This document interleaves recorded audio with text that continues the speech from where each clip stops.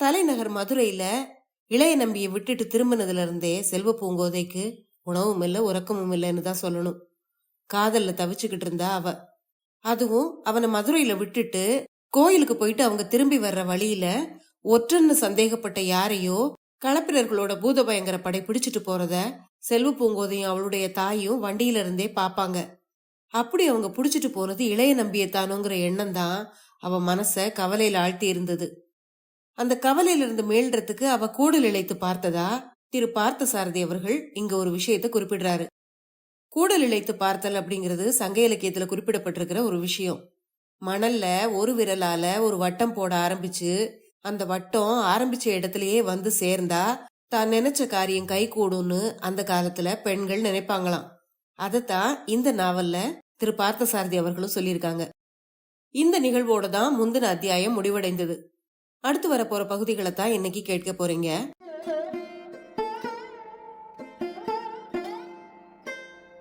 அனைவருக்கும் வணக்கம். நீங்கள் கேட்டுக்கொண்டிருப்பது கதை ரேடியோ தமிழ். திரு நான் பார்த்த சாரதி அவர்கள் எழுதிய நித்திலவல்லிங்கிற நாவலை வாசிச்சுட்டு இருக்கோம். இப்ப நம்ம வாசிச்சுக்கிட்டு இருக்கிறது அந்த நாவலுடைய முதல் பாகம். முதல் பாகத்துல இதுவரைக்கும் 17 அத்தியாயங்களை கேட்டிருக்கீங்க. 18வது அத்தியாயத்துல இருந்து இன்னைக்கு கேட்க போறீங்க. கதைக்குள்ள போறதுக்கு முன்னால சேனலுக்கு வந்திருக்கிற எல்லாருக்கும் என்னுடைய அன்பான வரவேற்புகள்.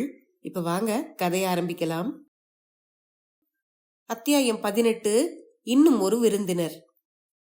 தாயும் மகளும் நீராடி விட்டு வீடு திரும்பிய போது மாளிகை வாசலில் வேற்றூரை சேர்ந்தவன் போல் தோன்றிய ஒருவனோடு பெரிய காராளர் உரையாடி கொண்டிருந்தார். வந்து உரையாடி கொண்டிருந்தவனுக்கு அவ்வளவு முதுமை என்று சொல்லிவிட முடியாது. இளமை என்று கருதவும் வாய்ப்பில்லை. இளமையை கடந்து முதுமையின் எல்லையை தொடாத வயது.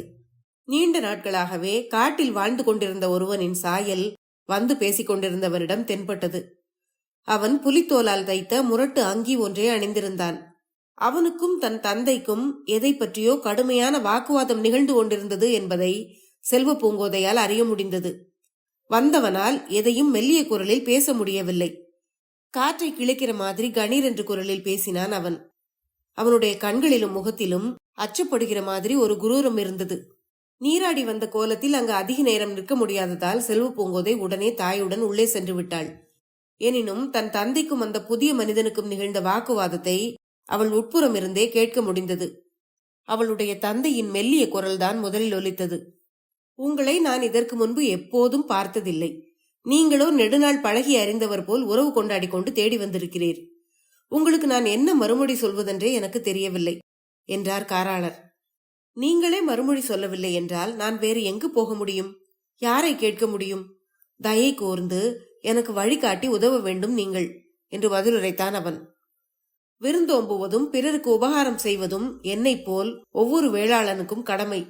நீங்கள் சொன்னாலும் சொல்லாவிட்டாலும் உங்களை நான் உபசரிக்க கடமைப்பட்டிருக்கிறேன்.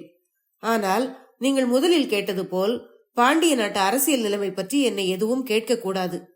அதை பற்றி என் போன்றவர்களுக்கு எதுவும் தெரியாது. நான் அரசியலுக்கு அப்பாற்பட்டவன் என்று பதிலுரைத்தார் காராளர். ஐயா, நீங்கள் அப்படி சொல்லி தப்பித்துக் கொள்ளக்கூடாது. பெரியவர் மதுராபதி வித்தகர் இருக்கும் இடத்தை அறிந்து நான் அவரை சந்தித்தே ஆக வேண்டும். இந்த ஆண்டு ஆவணி திங்கள் முழுநிலா நாளில் அவிட்ட நட்சத்திரத்தன்று தொடங்கும் திருவோண விழா நாள் முதலான விழா நாள் 7இல் 2ஆம் நாளன்று நான் அவரை சந்திக்க வேண்டும் என்று எனக்கு தெரிவிக்கப்பட்டிருக்கிறது. பாண்டிய வேளாளர் மரபில் வந்த தாங்களே இந்த நல்லுதவியை செய்யாவிடில் வேறு யார் செய்ய போகிறார்கள் என்று கேட்டான் அந்த புதியவன். பெரிய காராளரின் நிலைமை இருதலை கொள்ளி எறும்பை போல ஆகியிருந்தது. வந்திருக்கும் புதியவனின் பேச்சு அவன் மதுராபதி வித்தகருக்கும் பாண்டிய மரபினருக்கும் மிக மிக வேண்டியவன்தான் என்பது போல் காட்டினாலும் நல்லடையாள சொல்லை தெரிவிக்காத வரை அவனை எப்படி நம்புவது என்று அவருக்கு தயக்கமாக இருந்தது.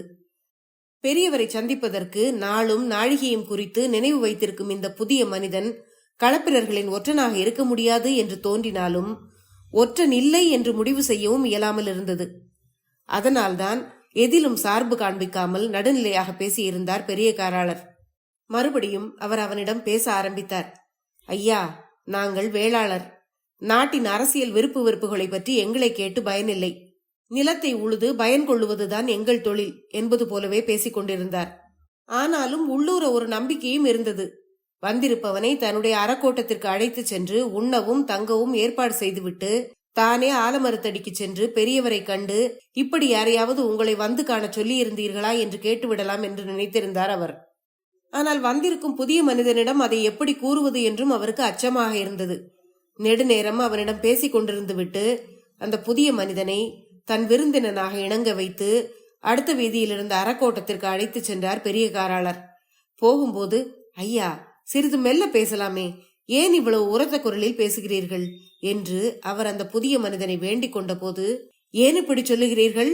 உரத்த குரலில் பேசுவதற்கு கூட களப்பிரர் ஆட்சியில் தண்டனை உண்டா என்பதாக முன்னை விட உரத்த குரலில் அவரை வினவினான் அவன்.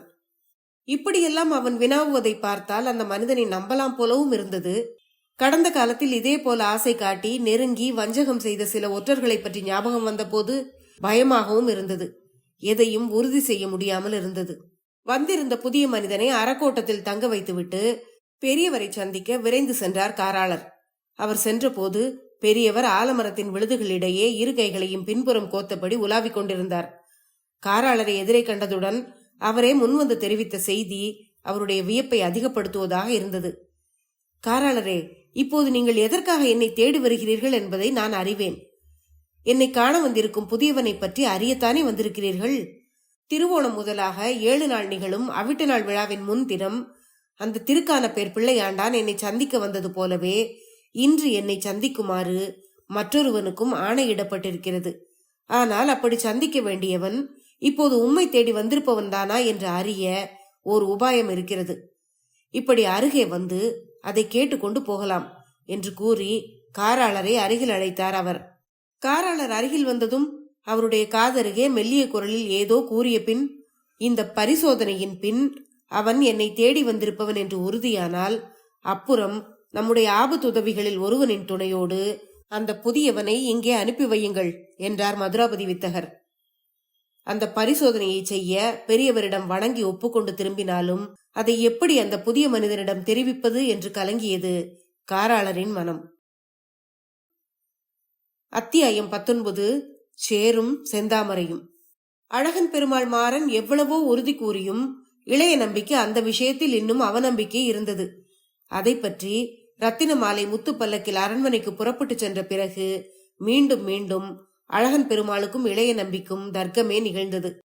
இளைய நம்பி கேட்டான், அந்தரங்கமான செய்திகளையும் சங்கேத குறிப்புகளையும் இப்படி மறைவான சித்திர எழுத்துக்கள் மூலம் முகத்திலும் கைகளிலும் எழுதி அனுப்புவதாக பழைய காவியங்களில் நிகழ்ச்சிகள் வருகின்றன.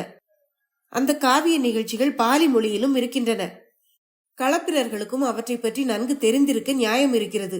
அவ்வாறு இருக்கும்போது ரத்தினமாலையின் கைகளிலே நாம் தீட்டி அனுப்பியிருக்கும் வினாக்களை யாருமே சந்தேக கண்களோடு பார்க்காமல் விட்டுவிடுவார்கள் என்பது என்ன நிச்சயம் என்று கேட்டான் இளைய நம்பி.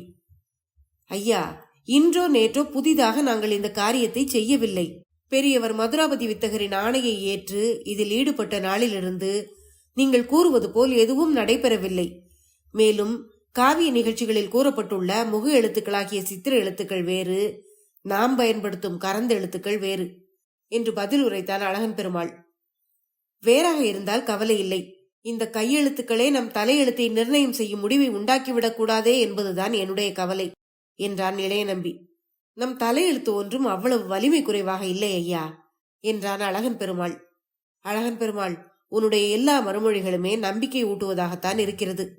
ஒரு செயல் சாத்தியமாகும் என்று மட்டுமே உடன்பாடாக சிந்திக்கிறவனுக்கு அருகில் அது எவ்விதத்தில் சாத்தியமாகும் என்று எதிர்மறையாக சிந்திக்கிறவன் ஒருவனும் இன்றியமையாதவனாக இருக்க வேண்டும். அவன்தான் அபாயங்களை தவிர்க்க முடியும் என்றான் இளைய நம்பி. இங்கே அவர்கள் இவ்வாறு பேசிக் கொண்டிருந்த போது குறளன் வந்து குறுக்கிட்டான். உடனே அழகன் பெருமாளிடமிருந்து குறளனுக்கு கட்டளை பிறந்தது. குறளா, இனி நீ இங்கிருக்க வேண்டிய காரியம் எதுவும் இல்லை. யாவருமே காவலின்றி உபவனம் தனியே இருக்கக்கூடாது. நீ அங்கே போய் இரு. மாலை நேரத்துக்கு பிறகு காரி, களல் சிங்கன், செங்கடான், சாத்தன் எல்லோரும் திரும்பி வந்து விடுவார்கள். ஆனால் நீ மட்டும் தனியாக போகிற காரணத்தால் நிலவரை வழியாக போக வேண்டாம். அகநகருக்குள் போய் கோட்டை வாயில் வழியே வெளியேறி புறநகரில் உபவனத்துக்கு போ.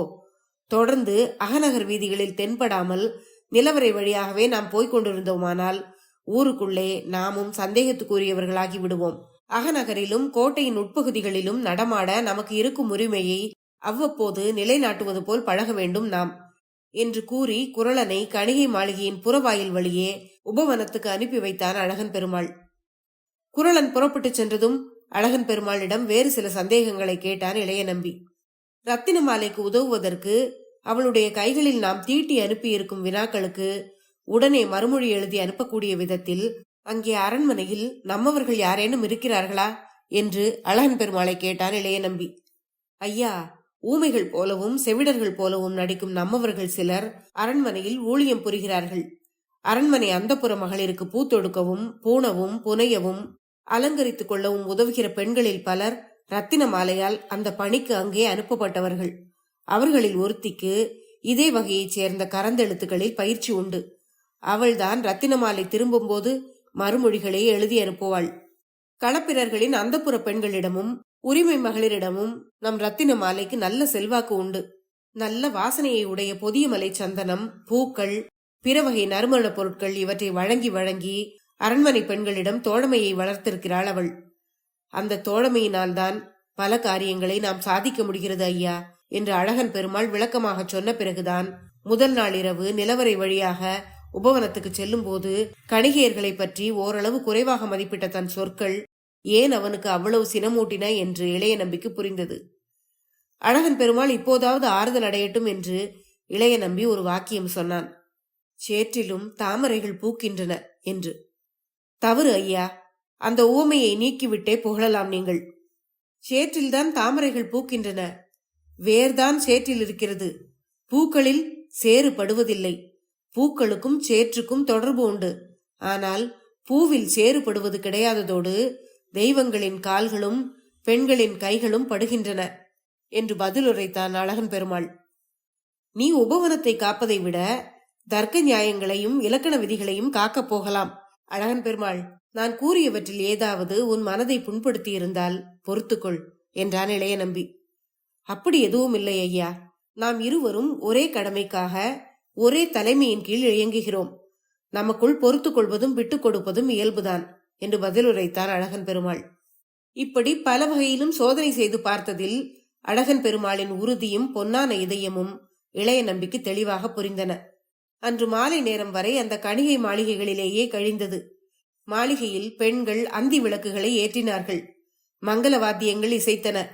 வீடு இந்திரலோகத்து நடன மண்டபம் போல் அழகுமயமானது. இளைய நம்பியும் அழகன் பெருமாளும் இரவில் அங்கேயே உண்ண வேண்டும் என்று அந்த மாளிகையைச் சேர்ந்த பெண்கள் வந்து வேண்டிக் கொண்டார்கள். அவர்களுடைய வினயமும் பணிவான இனிய சொற்களும் உபசாரமும் இளைய நம்பியை திகைப்படைய செய்தன. இந்த மாளிகையில் இவ்வளவு அன்பையும் பண்பையும் அவன் எதிர்பார்க்கவே இல்லை. அவர்களுடைய உபசாரம் அவனை வியப்பிலே ஆழ்த்தியது. அத்தியாயம் 20. கோட்டை மூடப்பட்டது. காத்திருக்கிறோம் என்ற கவலையும் களைப்பும் தெரியாமல் இருக்க கணிகை மாளிகையில் இருந்த இளம்பெண்கள் சிலர் குரவை கூத்தாடி இளைய நம்பியை மகிழச் செய்தனர். மாலை முடிந்தது. இரவு நேரம் வளர்ந்து கொண்டிருந்தது. அந்த பெண்கள் அன்பும் இனிமையும் நிறைந்த வார்த்தைகளில் உபசாரம் செய்து படைத்த உணவையும் உண்டாகிவிட்டது. இன்னும் ரத்தின மாலை திரும்பி வரவில்லை. இளைய நம்பி அழகன் பெருமாளை கேட்டான். ஏன் நேரமாகிறது? மாலையிலேயே அவள் திரும்பி விடுவாள் என்றல்லவா நீ கூறியிருந்தாய் என்று. சில சமயங்களில் மறுநாள் வைகரையில் திரும்புவதும் உண்டு. போன காரியம் முடியாமல் அவள் திரும்ப மாட்டாள். நம்முடைய வினாக்களுக்கு மறுமொழி தெரிந்து அதை சமயம் பார்த்து கைகளில் எழுதச் செய்து கொண்டுதானே அவள் திரும்ப முடியும் என்றான் அழகன் பெருமாள். அகால வேளையில் இரவு நெடுநேரமான பின்பு கூட இங்கு திரும்ப முடியுமா என்று கேட்டான் இளைய நம்பி. எதிர்பார்ப்பதில் தவறில்லை. ஏனென்றால் இந்த வீதியில் இரவுக்கு அமைதி கிடையாது. இரவிலும் இங்கே ஆரவாரங்கள் உண்டு. ரத்தின மாலை ஒருவேளை அகாலத்தில் திரும்பி வந்தாலும் தெரிய வேண்டிய செய்திகள் நமக்கு தெரியும் என்றான் அழகன் பெருமாள். இவ்வாறு அவர்கள் பேசிக் கொண்டிருந்த போதே மாளிகையின் வாயில் கதவு பலமாக தட்டப்பட்டது. ரத்தின மாலைதான் திரும்பி வந்திருக்க வேண்டும் என்று பணிப்பெண்கள் ஓடிப்போய் கதவுகளை திறந்தார்கள். ஆனால் கதவை திறந்ததுமே வந்திருப்பது ரத்தின மாலை இல்லை என்பதை தெரிந்து கொள்ள முடிந்தது. குறளன் தான் திரும்பி வந்திருந்தான். அவனுடைய முகத்தில் இயல்பை மீறிய பரபரப்பு தெரிந்தது. நிறைய ஓடி ஆடி களைத்திருந்த சோர்வும் தெரிந்தது. அவனை அமைதி அடைய செய்து பேச வைக்கவே சில கணங்கள் ஆயிற்று. பிறகு அவன் அழகன் பெருமாளை நோக்கி சொல்ல ஆரம்பித்தான். ஐயா, அவிட்ட நாள் விழாவை ஒட்டி நகருக்கு வந்த கூட்டத்தில் யாரோ ஓர் ஒற்றன் நேற்று பிடிபட்டு விட்டானாம்.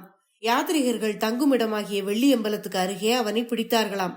இன்று காலை அதே இடத்திற்கு அருகே இன்னும் ஒரு ஒற்றன் அகப்பட்டானாம். அதனால் திடீரென்று வெள்ளியம்பலத்தில் தங்கியிருந்த யாத்ரீகர்களை எல்லாம் விரட்டிவிட்டு கோட்டையின் 4 புறத்து வாயில்களையும் உடனே மூடச் சொல்லி உத்தரவிட்டு விட்டார்கள். அகநகர் முழுவதும் ஒரே பரபரப்பு. யாரும் அகநகரிலிருந்து வெளியேறவும் முடியாது. வெளியே இருந்து புதிதாக அகநகருக்கு யாரும் வரவும் முடியாது. ஒவ்வொரு கோட்டை வாயிலாக அலைந்து போய் பார்த்து விட்டுத்தான் ஏமாற்றத்தோடு இங்கே திரும்பி வந்தேன் நான் என்றான் குரலன். எப்போது முதலாக கோட்டை கதவுகளை அடைத்தார்கள் என்று அவசரமாக கேட்டான் அழகன் பெருமாள். நடுப்பகலிலிருந்தே அடைக்க தொடங்கிவிட்டார்கள் போலிருக்கிறது. இது தெரிந்திருந்தால் நான் போயே இருக்க வேண்டாம் என்றான் குரலன். ஐயோ, அப்படியானால் நம்மவர்கள் காரி, களர்ச்சிங்கன், சாத்தன், செங்கனான் 4வரும் எப்படி உபவனத்துக்கு திரும்புவார்கள்? நீ கூறுவதிலிருந்து வெள்ளியம்பலத்து பக்கம் போய் அந்த நிலவரை வழியையும் வெளியேறுவதற்கு பயன்படுத்த முடியாது என்று தெரிகிறது. முடியவே முடியாது ஐயா. வெள்ளியம்பலத்தை சுற்றிலும் உருவிய வாளுடன் பூதபயங்கரப்படை காவலுக்கு நிற்கிறது என்றான் குரலன்.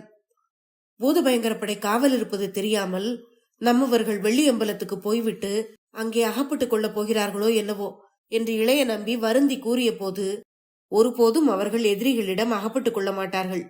தந்திரமாக தப்பி 4 பேரும் சேர்ந்தோ தனித்தனியாகவோ இங்கே வந்து சேர்ந்து விடுவார்கள் என்று உறுதி கூறினான் அழகன் பெருமாள் மாறன். அதெப்படி சொல்லி வைத்தார் போல் இங்கே வந்து சேர்வார்கள் என்று உன்னால் உய்த்துணர முடிகிறது என்று கேட்டான் இளைய நம்பி. ஐயா, 4 கோட்டை வாயில்களும் மூடப்பட்டு வெள்ளியம்பலத்து நிலவரையிலும் நுழைய முடியாமல் தவிக்கும் ஒரு நிலைமை ஏற்பட்டால் புறநகரில் உள்ள உபவனத்திற்கு வெளியேறி செல்ல மீதம் இருக்கும் ஒரே வழி இந்த மாளிகையில்தான் இருக்கிறது என்பதை அவர்கள் 4வரும் நன்கு அறிவார்கள்.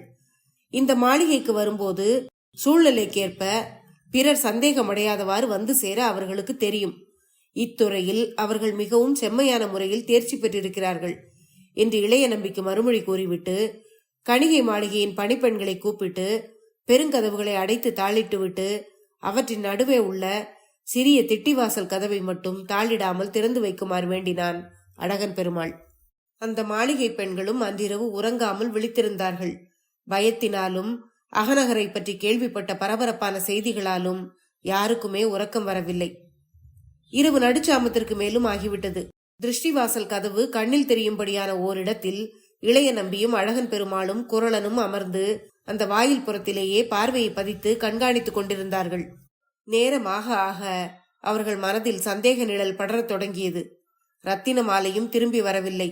காரி முதலிய 4வரும் கூட எதிர்பார்த்தபடி அங்கு வந்து சேரவில்லை. அதுவரை எல்லா விஷயங்களிலும் அளவற்ற நம்பிக்கையோடு இருந்த அழகன் பெருமாள் கூட நண்பர்கள் ஏன் இன்னும் வரவில்லை, இறைவன் அருளால் அவர்களுக்கு எதுவும் நேர்ந்திருக்க கூடாது, நேர்ந்திருக்க முடியாது என்று தானாகவே இளைய நம்பியிடம் கூறினான். அப்படி கூறிய போது அந்த குரலில் தளர்ச்சி தொனிப்பதையும் இளைய நம்பி உணர தவறிவிடவில்லை. அத்தியாயம் 21. எண்ணெய் நீராட்டு. வந்திருந்த அந்த புதிய விருந்தினனை அறக்கோட்டத்தில் தங்க வைத்துவிட்டு வந்திருந்த காராளர் இப்போது பெரியவர் மதுராபதி வித்தகர் கூறிய பரிசோதனையை அவனிடம் எவ்வாறு செய்து முடிப்பது என்று சிந்திக்க தொடங்கினார். அவனோ ஆத்திரக்காரனாகவும் முன்கோபக்காரனாகவும் உரத்த குரலில் சத்தம் போட்டு பேசுகிறவனாகவும் இருந்தான். இதையெல்லாம் விட பெரிய அபாயம் தன்னுடைய நீண்ட புலித்தோல் அங்கிக்குள் சற்றே மறைத்தாற்போல் உரையிலிட்ட வாழ் ஒன்றையும் அவன் வைத்திருந்தான். பாண்டிய நாட்டில் தங்கள் ஆட்சிக்கு எதிராக கலகம் எதுவும் எழக்கூடாது என்ற கருத்தில் களப்பிரர்கள் ஆட்சியில் பொதுமக்கள் வாளும் வேலும் கொண்டு பயில்வது தடுக்கப்பட்டிருந்தும் இவன் மட்டும் எப்படி வாளை கை கொண்டிருக்கிறான் என்பதுதான் காராளரின் மிகப்பெரிய சந்தேகமாயிருந்தது. ஒருவேளை இவன் நம்மை ஆழம் பார்க்க வந்த களப்பிர பூத பயங்கரப்படை ஒற்றனாக இருக்க வேண்டும், அல்லது வருவது வரட்டும் என்று எதற்கும் துணிந்து வாழ் வைத்திருப்பவனாக இருக்க வேண்டும் என்று தோன்றியது காராளருக்கு. மதுராபதி வித்தகரை சந்தித்துவிட்டு அறக்கோட்டத்திற்கு திரும்பிய பெரிய காராளர் அங்கே அந்த அறக்கோட்டத்தின் கூடத்தில் பசி எடுத்து இறை தேடும் புலி உலவுவது போல உலாவிக் கொண்டிருந்த அவனை மீண்டும் மிக அருகே நெருங்கி கண்டபோது அவருக்கு அச்சம்தான் தோன்றியது. அந்த புதிய மனிதன் அவரை கண்டதும் அடக்க முடியாத ஆவலோடு, இப்போதாவது என்னை பெரியவர் இருக்கும் இடத்துக்கு அழைத்து செல்லும் முடிவோடு வந்திருப்பீர்கள் என்று நினைக்கிறேன் என்று கேட்டான். அடடா, பார்த்தீர்களா, மீண்டும் மீண்டும் அரசியலுக்கு வருகிறீர்களே. நான் அதற்காக இப்போது இங்கே வரவில்லை. என்னுடைய அறக்கோட்டத்துக்கு யார் வந்தாலும் எண்ணெய் நீராடச் செய்து உணவளித்து அனுப்புவது வழக்கம். நீங்களோ நெடுந்தூரம் அலைந்து களைத்து தென்படுகிறீர்கள். இங்குள்ள மல்லன் ஒருவன் எண்ணெய் தேய்த்து உடம்பு பிடித்து விடுவதில் பெரும் திறமை உடையவன். அவனிடம் எண்ணெய் தேய்த்து கொண்டு நீராடிவிட்டு இந்த அறக்கோட்டத்தின் உணவையும் உண்டு முடித்தீர்களானால் எழுந்திருக்கவே மனம் வராமல் சுகமான உறக்கம் வரும் என்றார் காராளர். ஐயா, சுகமான உறக்கத்துக்கு உங்களிடம் நான் வழி கேட்கவில்லை. என்னுடைய இந்த உடல் தொடர்ச்சியாக 5 நாள் உறக்கம் விழித்தாலும் தாங்கும். உறக்கத்தை பற்றியோ உணவை பற்றியோ நான் அதிகம் கவலைப்படவில்லை என்றான் அந்த புதிய மனிதன். நீங்கள் கவலைப்படவில்லை என்றாலும் உங்களுக்காக நான் கவலைப்படுகிறேன் என்று வைத்துக் கொள்ளுங்களேன் என்றார் காராளர். ஒருவரை பற்றி மற்றொருவர் கவலைப்படுவதற்கு நாம் இன்னும் அவ்வளவாக நெருங்கி பழகிவிடவில்லையே காராளரே என்றான் அவன். ஏன் அப்படி சொல்லுகிறீர்கள் என்று கேட்டார் காராளர். காரணத்தோடுதான் சொல்கிறேன். நீங்கள் இன்னும் என்னை முழுமையாக நம்பவில்லை என்பது எனக்கு புரிகிறது. உங்கள் கண்காண 2 களப்பிரர்களை வாளால் குத்தி கொன்று காட்டினால்தான் நம்புவீர்கள் போலிருக்கிறது என்று தனக்கே உரிய உரத்த குரலில் அவன் இறைந்து பேசவும் காராளருக்கு அவனிடம் தான் ஏன் பேச்சு கொடுத்தோம் என்று கவலையாகிவிட்டது. உடனே அவர், ஐயா, உங்கள் மேல் சந்தேகம் எதுவும் இல்லை. தாங்கள் இந்த அறக்கோட்டத்தின் உபசாரங்கள் எல்லாவற்றையும் மறுக்காமல் ஏற்க வேண்டும் என்பதற்காகத்தான் சொன்னேன் என்றார். காராளர் சொன்னதை கேட்டு அந்த மனிதன் மௌனமாக இருந்தான். அவனுடைய மௌனத்தை இசைவாக புரிந்து கொண்டு அறக்கோட்டத்து மல்லனை எண்ணெய் பேழையுடன் வரச் செய்தார் அவர். புதியவனை நீராட்ட அழைத்து செல்லும் முன் மல்லனை தனியே அழைத்து 2 வினாடிகள் ரகசியமாக அவனுடன் ஏதோ பேசினார். அவர் கூறியதற்கு இணங்கி தலையசைத்தான் அந்த மல்லன். காராளர் கூடத்திலேயே நின்று கொண்டார். அந்த புதியவனோடு தனியே சென்ற மல்லனுக்கு கொஞ்சம் பயமாகத்தான் இருந்தது. கையில் இருந்த வாளை கீழே வைக்காமலே எண்ணெய் பூசிவிடச் சொல்லும் அந்த மனிதனை அவன் இப்போதுதான் சந்தித்தான். தனக்கு என்ன நேரப் போகிறதோ என்ற பயம் எண்ணெய் பூசுகிறவனுக்கு இருந்தது. புலியோடு பழகுகிற மனநிலையில் இருந்தான் அவன். ஆனாலும் தயங்கி தயங்கி அவனிடம் வேண்டிக் கொண்டான். ஐயா, அந்த வாளை கீழே வைத்தீர்களேயானால் எண்ணெய் பூசிவிட வாகாக இருக்கும் என்று சொன்னான். யாருக்கு? வாளுக்கா எனக்கா என்று வந்தவன் சீறியதும் மல்லன் அடங்க வேண்டியதாயிற்று. ஆனாலும் மல்லனுக்கு ஒரு மனநிறைவு இருந்தது. வந்திருப்பவனுடைய உடலில் காராளர் கண்டறிய சொன்ன அடையாளத்தை அவன் கண்டுவிட்டான். உடனே எண்ணெய் பூசுவதை நிறுத்திவிட்டு உள்ளே ஓடிப்போய் காராளரிடம் அதை சொல்லிவிட அவன் பரபரப்பு அடைந்தாலும் வந்திருப்பவனுக்கு அது சந்தேகத்தை உண்டாக்கும் என்ற எண்ணத்தில் பொறுமையோடு முழுமையாக எண்ணெய் தேய்த்து முடித்தான். எல்லாம் முடிந்த பின் அவன் திரும்பி வந்து காராளரிடம், ஐயா, நீங்கள் கூறிய அடையாளம் அவருடைய வலது தோளில் பழுதின்றி இருக்க கண்டேன் என்று கூறினான். அதை கேட்ட பின்பு வந்திருப்பவனை ஒரு தேசாந்திரி போல் கருதி அறக்கோட்டத்தில் வைத்து சோறிடுவதா அல்லது தன்னுடைய மாளிகைக்கு அழைத்து சென்று சிறப்பாக விருந்தளிப்பதா என்ற மனப்போராட்டம் எழுந்தது காராளருக்கு. உடனே தான் சிரத்தை காண்பித்தால் வந்தவனுக்கு சந்தேகம் ஏற்படும் என்பதற்காக எந்த மாறுதலும் செய்யாமல் விட்டார் அவர். உண்டு முடித்ததும் அந்த புதியவனை பெரியவர் மதுராபதி வித்தகரிடம் அழைத்து செல்லும் பொறுப்பையும் மல்லனிடமே ஒப்படைத்தார் காராளர். அவருடைய அறக்கோட்டங்களில் பணிபுரியும் அனைவரும் பொதுமக்கள் போல் பழகினாலும் உண்மையிலேயே அவர்கள் அனைவரும் பாண்டிய குலத்தின் முனை எதிர்மோகர் படையினரையோ தென்னவன் ஆபத்துதவிகளையோ சேர்ந்தவர்கள்தான். அதனால் அவர்களை எதற்கும் நம்பலாம் என்பதை காராளர் நன்கு அறிந்திருந்தார். அத்தியாயம் 21 முடிவடைந்தது. இனி வரும் அத்தியாயங்களை அடுத்த பகுதியில் கேட்கலாம். நன்றி.